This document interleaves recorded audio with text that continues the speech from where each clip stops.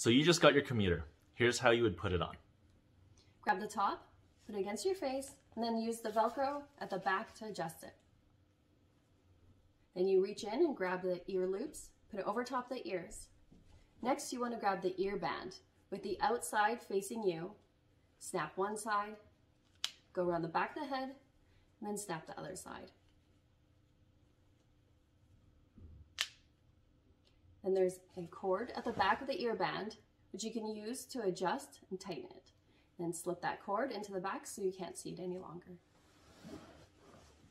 There is foam nose pads as well as a metal nose piece. You want to tighten that so that you can control how much air is flowing through the top, and that's perfect for if you're wearing glasses so they don't fog. There's also a metal chin piece. The pointier it is, the more air flows in. The flatter against your face it is, the less airflow goes in. And you take your jacket, tuck it into the jacket, and close it up.